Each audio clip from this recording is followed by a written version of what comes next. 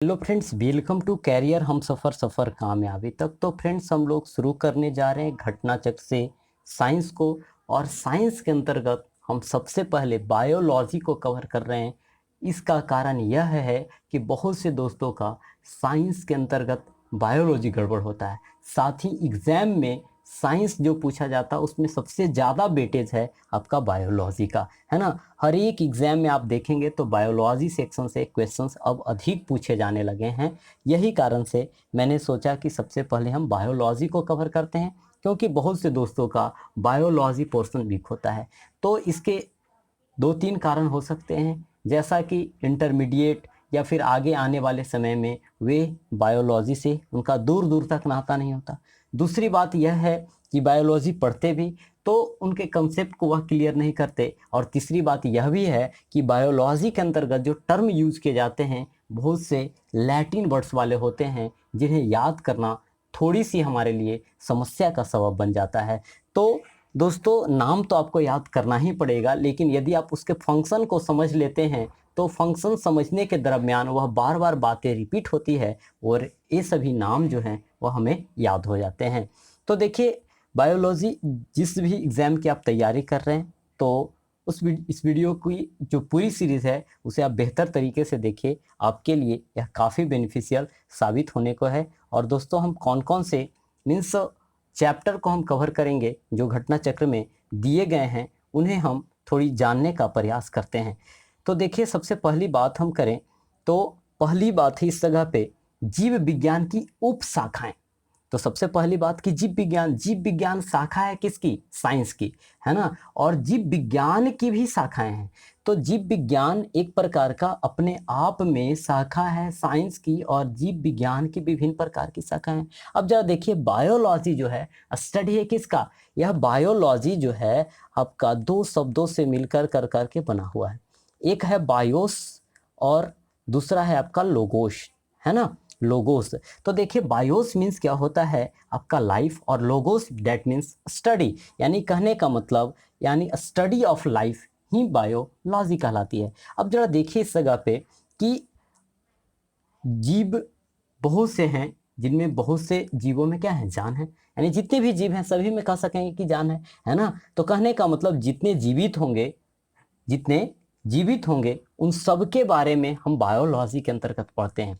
लेकिन ऐसा नहीं, हमारे दिमाग में एक ही प्रकार का इमेज केवल बनता है कि मानव से संबंधी जो बीमारी है ना, उसी के बारे में हम केवल बायोलॉजी के अंतर्गत पढ़ते हैं। ऐसा नहीं है। बहुत से जो भी आपको जीव जंतु नज़र आ रहे हैं उन सब पे शोध करी जाती है ना। जैसा कि आपने पढ़ा होगा झाड़ियों का अध्ययन, डेंड्रोलॉजी, है ना। उसी प्रकार से हम बात करें जीव जंतुओं का अध्ययन तो यह क्या हो गया? जूलॉजी हो गया। बोटैनी के अंतर्गत आपका क्या हो जाता है? तो बोटैनी के अंतर्गत आपका प्लांट से संबंधित अध्ययन करी जाती है। उसी प्रकार से आप देखेंगे तो मधुमक्खी का अध्ययन हो जाएगा, मीन्स उसका पालन से संबंधित उसकी एक्टिविटीज़ को समझी जाती है। तो कहने का मतलब है कई स्तर पे है जो बायोलॉजी को है, जो मानव है जो यूज़ करता है और अपने हिसाब से उस पर स्टडी भी करता है कि अन्य प्रकार की जो जीवें हैं हमारे लिए, हमारे इकोसिस्टम के लिए किस प्रकार से लाभदायी है और मानव को किस प्रकार से यह बेनिफिट पहुंचा सकता है।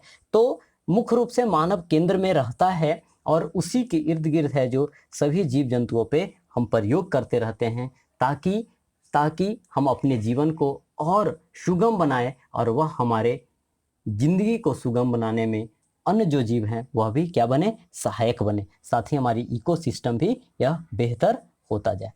अब जरा देखिए, इसके बाद है जो हम जैव विकास को देखेंगे। मतलब क्या हुआ? जैव विकास का मतलब यह हुआ कि जीवों की उत्पत्ति कैसे हुई, है ना। जीवों की उत्पत्ति पहली बार तो किसी न किसी प्रकार से हुई होगी, तो उसके कंडीशन एवं एवं विभिन्न प्रकार के, जैसे डायनासोर्स इत्यादि वाली बात आप सुनते हैं और विभिन्न प्रकार के युगों की चर्चा करते हैं।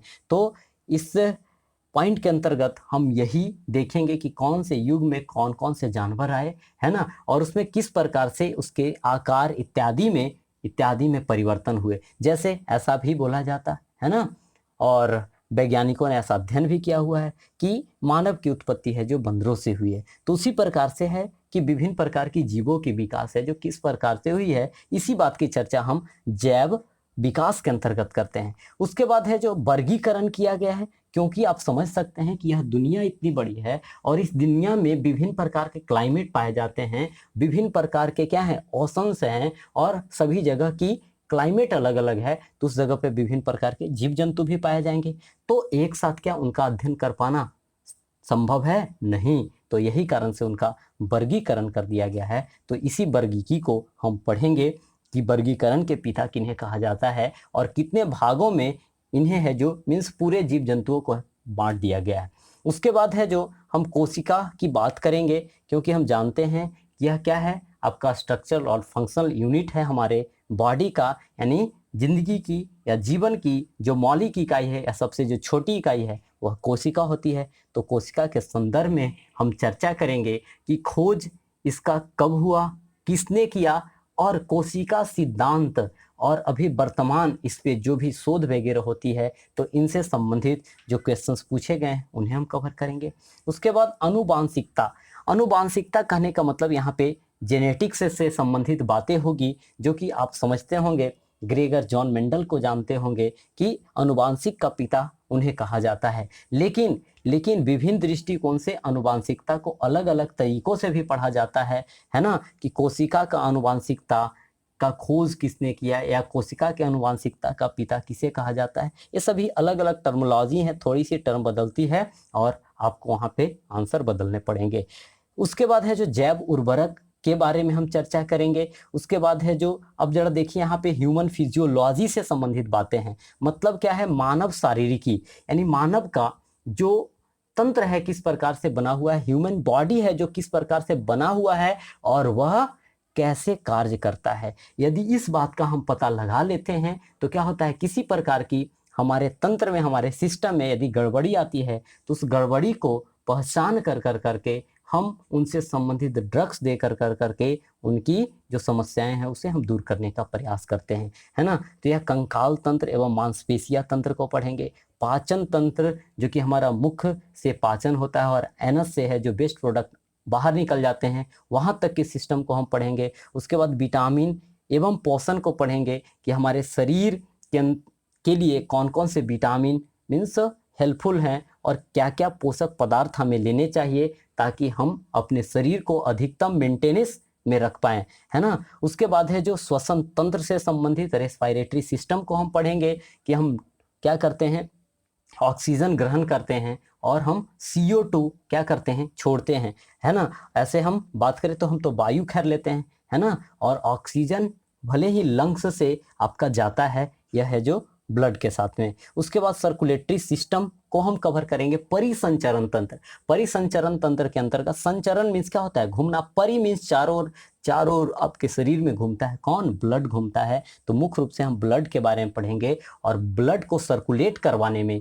यह सहायक कौन होता है, तो ब्लड को सर्कुलेट करवाने में आपका हार्ट सहायक होता है, हृदय सहायक होता है, यह पंपिंग का कार्य करवाता है। जिस प्रकार से आप देखते होंगे कि जमीन के अंदर से आपको जल निकलवाने में, आपके छत से छत तक, छत की टंकी तक पहुंचाने में क्या एक मोटर सहायक होता है। उसी प्रकार से आप देख पाएँ तो आपका हार्ट जिस जगह पे है उसके ऊपर में आपके ब्रेन तक ब्लड को पहुंचाता है और नीचे में शरीर के विभिन्न ऑर्गन्स तक यह जाता है और वहां से वह लाता भी है, एक प्रकार से हम कह सकेंगे। तो इन सभी बातों को हम परिसंचरण तंत्र के अंतर्गत हम पढ़ेंगे। जो धमनी है, सीरा है, आपका फुफ्फुस धमनी क्या होता है, महासीरा क्या होता है, इन सभी बातों में कन्फ्यूजन होती है जिन्हें हम क्लियर करने का प्रयास करेंगे। उसके बाद उत्सर्जन तंत्र के अंतर्गत हम पढ़ेंगे, है ना, जो मीन्स हम क्या करते हैं, ग्रहण करते हैं और उसके बाद है जो भी वेस्ट प्रोडक्ट होते हैं तो उन्हें हम जिस सिस्टम के द्वारा हम बाहर करते हैं, जिनसे हम फिल्टराइजेशन करते हैं, तो उन सभी तंत्र के बारे में उत्सर्जन तंत्र के अंतर्गत पढ़ेंगे।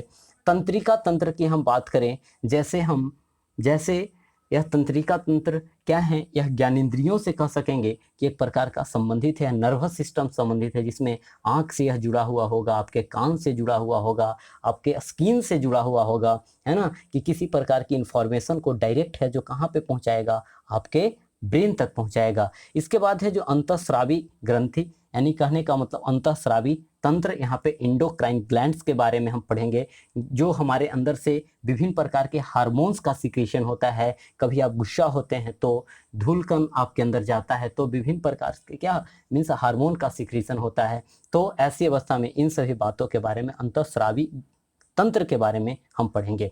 उसके बाद जनन एवं भ्रूणीय विकास के बारे में हम पढ़ेंगे, है ना, जिसके अंतर्गत जनन के अंतर्गत नर जनन अंग होगा, मादा जनन अंग होगा। उसके बाद है जो आपका जिस जगह पे निषेचन होता है और भ्रूण का निर्माण होता है ना, तो इन सभी बातों के बारे में पढ़ेंगे। तो यह है जो आपका मानव विज्ञान से यह संबंधित हो जाएगा और इन्हीं सभी बातों को यहाँ कवर करना होता है। उसके बाद है जो बोटैनी के अंतर्गत वाले पादप कारिकी सेक्शन के अंतर्गत यह बोटैनी वाली बात हो जाएगी। प्रकाश संश्लेषण आप जानते ही होंगे कि हरे पेड़ पौधे क्या करते हैं, तो सूर्य की प्रकाश की उपस्थिति में आपका क्या करता है, तो जमीन से मिनरल्स लेकर करके, और यह है जो क्लोरोफिल तो उनके पास होता ही है, और वायुमंडल से कार्बन डाइऑक्साइड लेकर करके आपका मीन्स क्या करता है, तो ग्लूकोज बनाने का कार्य करता है।